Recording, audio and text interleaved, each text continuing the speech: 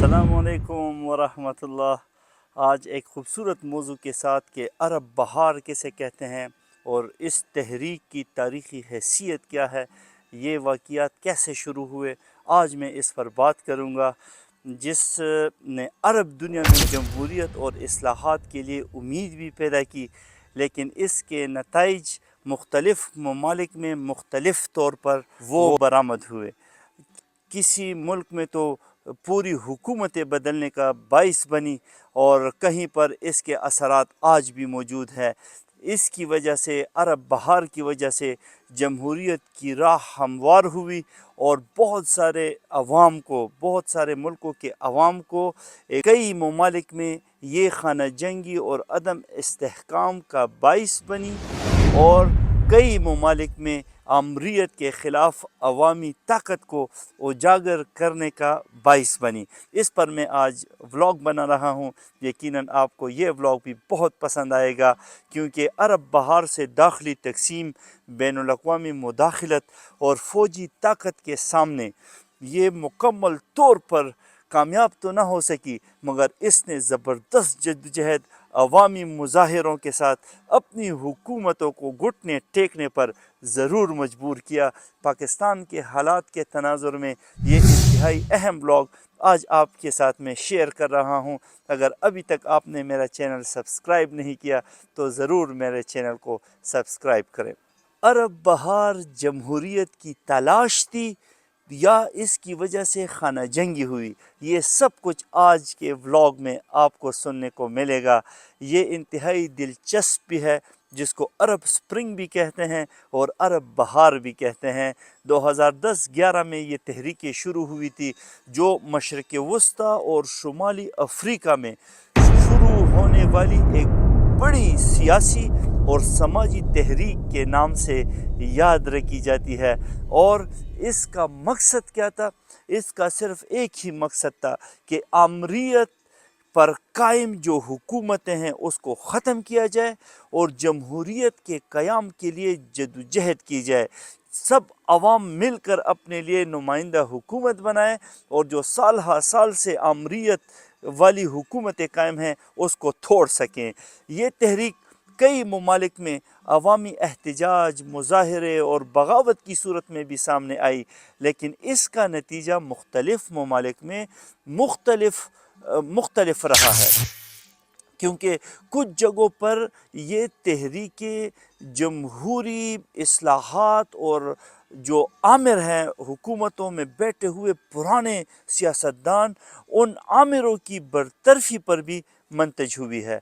और बहुत सारे जो बादशाह थे, कई कई सालों से 20-30 सालों से हुकूमतों में बैठे हुए आमिर लोग थे, उनके ख़िलाफ़ ये जद्दोजहद हुई और बहुत मुनज़्ज़म अंदाज से इन्होंने ये तहरीकें चलाई, इसलिए ये तारीख़ का हिस्सा बनी। कहीं पर तो ये अदम इस्तेहकाम का ज़रिया बनी, कहीं अरब ममालिक में ये खाना जंगी के तौर पर सारी दुनिया ने इसका तमाशा किया। तो अरब दुनिया में दहाइयों से आपको पता है कि वो अमरीती हुकूमतें हैं, मुतलकुल अनान जिसे कहते हैं, वो हुकूमतें कायम थी, जिनमें अवाम को सियासी समाजी हुकूक भी हासिल नहीं थे।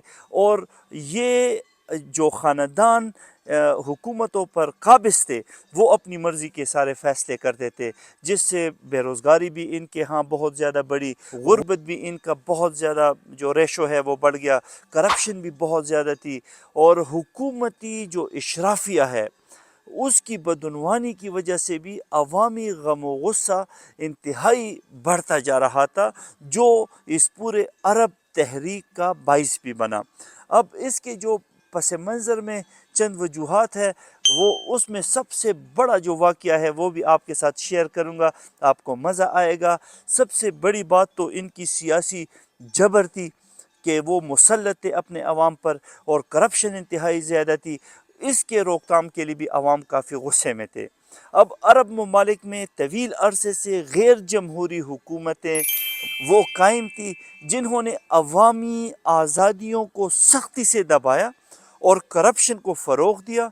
कोई अवामी पॉलिसी नहीं बनाई जिसमें अवाम ने गुस्से में आकर उनके ख़िलाफ़ एहतिजाजी मुज़ाहरे फिर शुरू किए। اب جن جن ممالک میں یہ واقعات ہوئے وہ سب میں آپ کے سامنے گوش گزار کروں گا، کیونکہ نوجوانوں میں بے روزگاری، مہنگائی، معاشی وسائل کی غیر منصفانہ تقسیم کی ایک سوچ آ گئی تھی کہ یہ ہمارے ساتھ ظلم ہو رہا ہے۔ جب یہ سوچ پیدا ہوتی ہے نوجوانوں میں، پھر وہ ملک انقلاب کی طرف جاتا ہے۔ نوجوان اتنے غصے میں تھے کہ ہمارے جو حقوق ہے ان کو کیوں سلب کیا جا رہا ہے۔ اب عرب دنیا میں جو نوجوان ہیں ان کی تعداد بھی پاکستان کی طرح انتہائی زیادہ ہے۔ پاکستان میں 64% آبادی کے لحاظ سے وہ تناسب ہے نوجوانوں کا، مگر عرب ممالک میں بھی بے روزگاری کی شرح بلند ہو رہی تھی پاکستان کی طرح، تو ان میں غصہ پیدا ہو گیا۔ ان کے پاس اپنے مسائل کے حل کے لیے کوئی سیاسی یا معاشی موقع ہی نہیں تھا۔ وہ احتجاج بھی نہیں کر سکتے تھے، روڈ پہ بھی نہیں نکل سکتے تھے۔ جیسے پاکستان میں بھی احتجاج اور مظاہروں، آئینی جو حق ہوتا ہے ان کو دبایا جاتا ہے۔ پاکستان کے حالات اور عرب ممالک کے وہ حالات 2010-11 کے وہ بالکل ایک ہی طرح سے ہیں۔ اسی لیے میں نے آج اس موضوع کا انتخاب کیا۔ جو سوشل میڈیا ہے اس میں بہت بڑا کردار ان تحریکوں میں ادا کیا ہے۔ انٹرنیٹ نے بھی عوام کو منظم ہونے میں، اپنی آواز اٹھانے میں، دنیا کو اپنے مسائل دکھانے کا بہترین موقع فراہم کیا تھا، اور اسی انٹرنیٹ کی وجہ سے سارے نوجوان وہ آپس میں اکٹھے ہوئے۔ بنگلہ دیش کی مثال بھی آپ کے سامنے ہے کہ نوجوانوں نے حکومت کے بالکل خلاف ان سے چھپ کر ایک زبردست تحریک بنائی۔ نوجوانوں نے واٹس ایپ کے ذریعے، سوشل میڈیا کے ذریعے، فیس بک کے ذریعے، مختلف سوشل میڈیا کے پلیٹ فارمز استعمال کر کے بنگلہ دیش میں انقلاب برپا کر دیا۔ تو پاکستانی نوجوانوں کو بھی اپنے حکمرانوں کے کان وہ تھوڑے سے کھینچنے چاہیے۔ یہ انٹرنیٹ کا زمانہ ہے۔ عرب بہار کی شروعات جو ہے وہ تقریباً دسمبر 2010 میں ہوئی تھی، اور تیونس کے ایک چھوٹے سے قصبے سے یہ تحریک چلی تھی۔ وہاں پہ ایک لڑکا تھا، سیدی بوزید اس کا نام تھا، تو وہ پھل فروخت کرتا تھا، فروٹ فروخت کرتا تھا۔ ایک دفعہ پولیس والے اس کے پاس آئے اور محمد بوعزیزی نے پولیس کی طرف سے بدسلوکی، کرپشن، ہر وقت ان سے مال لینا، پولیس والوں کی طرح جا کر اسے فروٹ وغیرہ مفت میں لینا، اس کے خلاف احتجاج کرتے ہوئے اس نے خودسوزی کی، خودکشی کی، اور اس واقعے سے پورے ملک میں آگ لگ گئی۔ عوامی غصے کو اس واقعے نے اتنا بھڑکا دیا تھا کہ جب آپ تیونس کی تاریخ پڑھیں گے تو آپ حیران ہو جائیں گے۔ تیونس بھر میں لاکھوں مظاہرین نے وہ زبردست مظاہرے شروع کیے، اور اس وقت کے جو صدر تھے زین العابدین بن علی اس کا نام ہے، تو اس کی حکومت کو ان مظاہرین نے پھر ختم کیا۔ پھر وہ تب رکے جب انہوں نے اپنے پرانے صدر کو کرسی سے اتارا۔ اس کے بعد اس تحریک کے اثرات اپنے ملک کے علاوہ پڑوسی ممالک میں بھی اتنے پھیل گئے کہ ہر ملک میں یہ شعور بیدار ہوا کہ تیونس میں اس طرح کی تحریک کامیاب ہو سکتی ہے تو ہم کیوں نہیں کر سکتے۔ اسی لیے پھر مختصر سی تاریخ میں آپ کو بتانا چاہتا ہوں، ولاگ میرا لمبا ہو جائے گا۔ پھر مصر میں جنوری 2011 میں بھی مصری عوام نے جو 30 سالہ آمریت تھی حسنی مبارک کی، اس کے خلاف مظاہرے شروع کیے، اور آپ کو پتہ ہے کہ ان کا جو مرکز تھا وہ تحریر اسکوائر، وہ بہت مشہور بھی ہوا۔ لاکھوں لوگ روزانہ اکٹھے ہوتے، حسنی مبارک کے خلاف احتجاج کرتے۔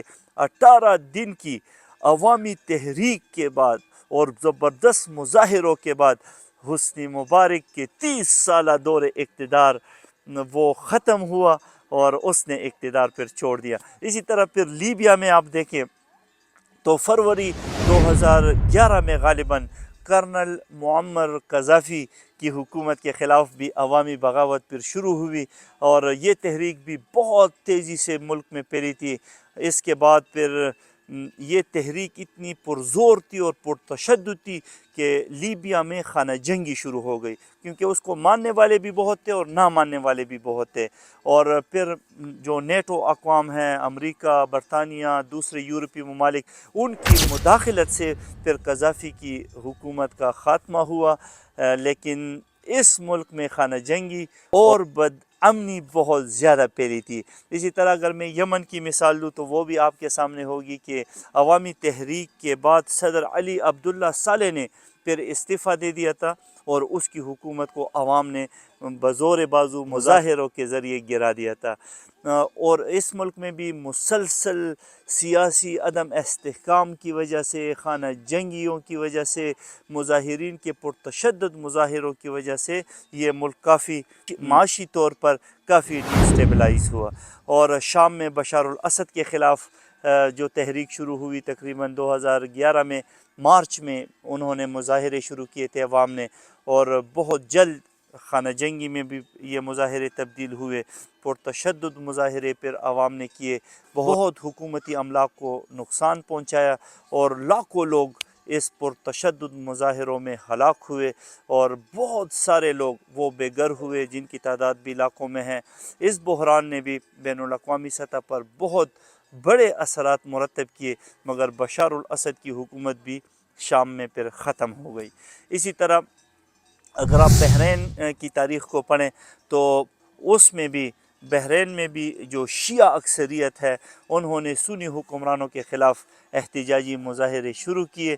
بہت زیادہ شیعوں نے سنی حکومت کے خلاف احتجاج کیے، اور بہت پرزور یہ احتجاج تھے۔ سعودی عرب اور جو دوسری خلیجی ریاستیں ہیں، ان کی مدد سے اس بغاوت کو سختی سے پھر کچلا گیا، اور سعودی عرب نے اس میں کافی اہم کردار ادا کیا۔ عرب بہار کی تحریکوں کا مقصد زیادہ تر آمریت اور بدعنوانی کا خاتمہ تھا، اور جمہوری نظام کا قیام تھا۔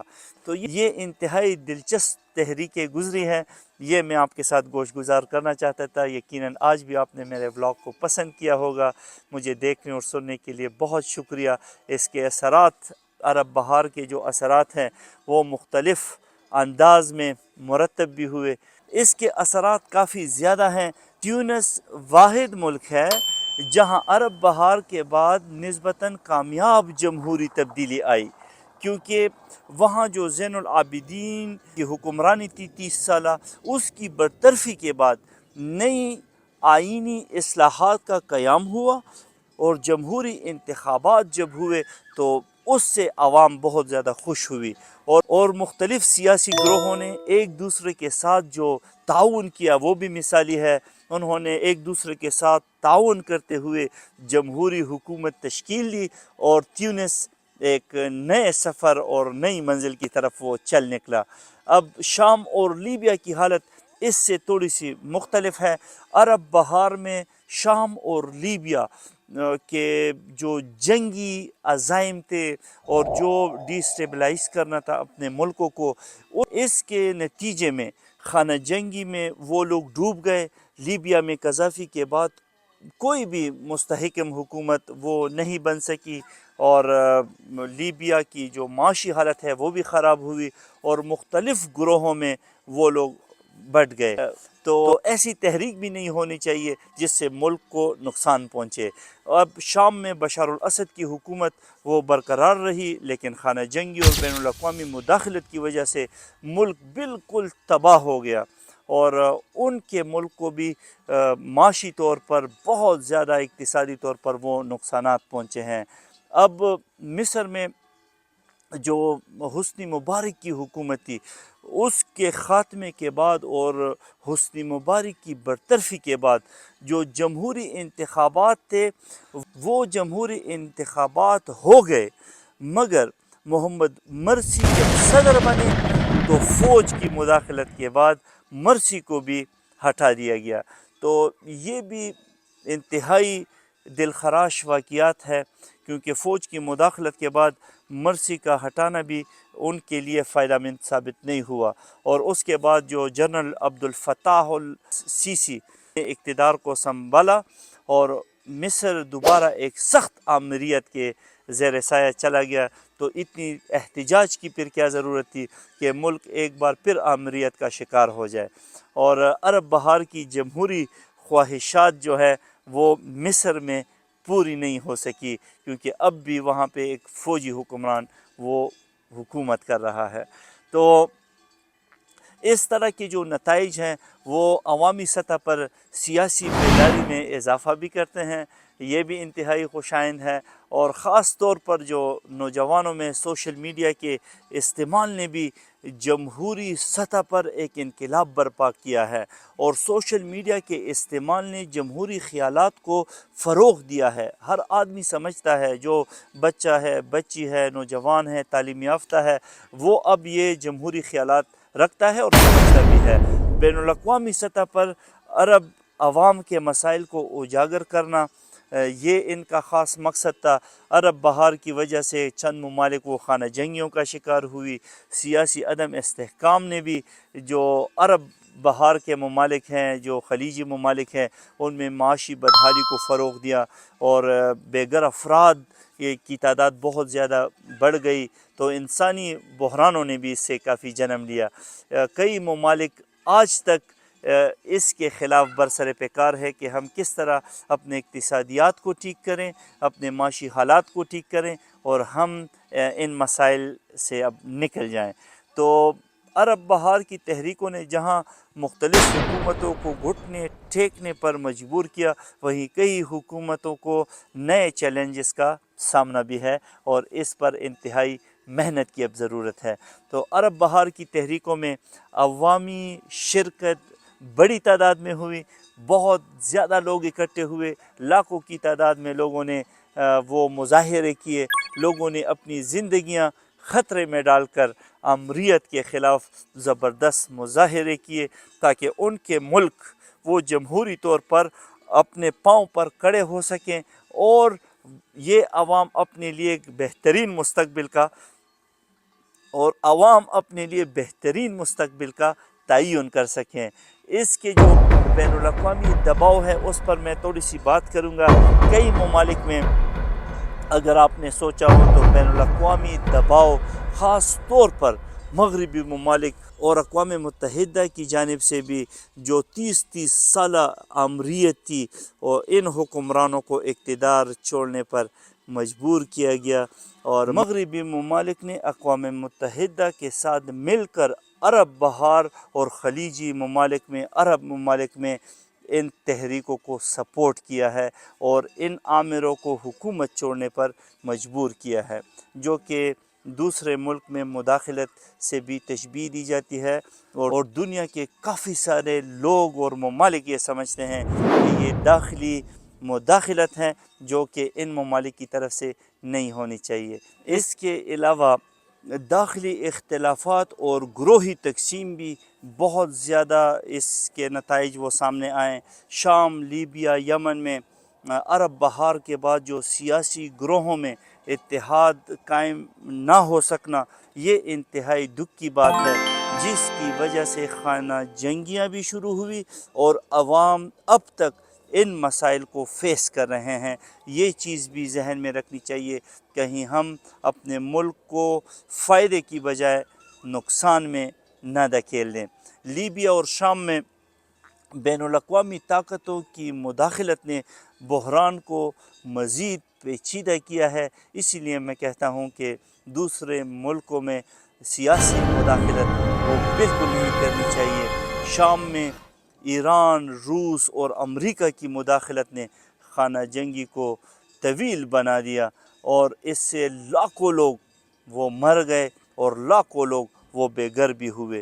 اب فورسز کا جو کردار ہوتا ہے، وہ سیکیورٹی کے نام پر فوجی جو کردار ادا کرتے ہیں، یہ بھی انتہائی غیر مناسب تھا۔ کئی ممالک میں فوج اور سیکیورٹی ادارے آمریت کے ساتھ کھڑے رہے، اور عوامی احتجاج کو دبانے کے لیے انہوں نے طاقت کا استعمال کیا، اور انہوں نے نہ صرف سیدھی گولیاں عوام پر چلائی، بلکہ وہ اس احتجاج کو دبانے کے لیے ہر قسم کے حربے وہ استعمال کر رہے تھے۔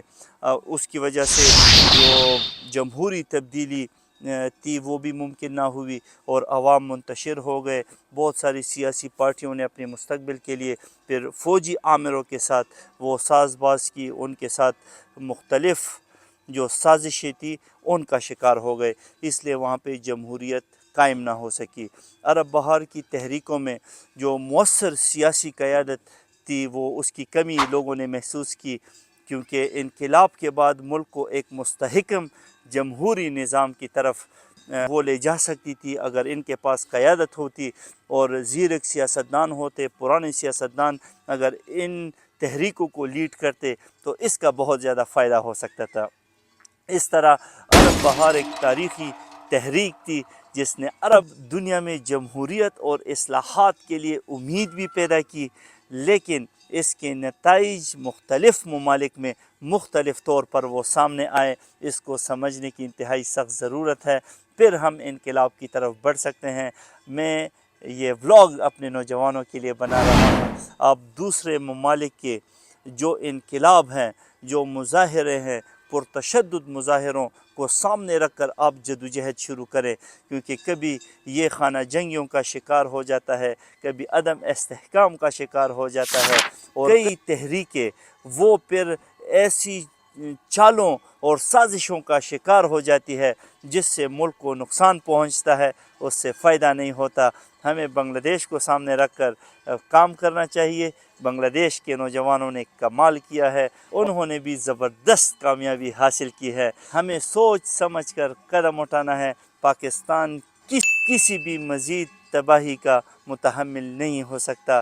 دہشت گردی نے بھی ہمیں بہت سارا نقصان پہنچایا ہے اور پاکستان نے بہت سارے مسائل کا سامنا کیا ہے۔ ہمیں سوچ سمجھ کر قدم اٹھانا ہے تاکہ ہم پاکستان کو ایک عظیم اور کامیاب قوم بنا سکیں اور اپنے ملک کے لیے ہم کام کر سکیں۔ بہت شکریہ مجھے دیکھنے اور سننے کے لیے، آپ سب کا مشکور ہوں۔ السلام علیکم ورحمۃ اللہ۔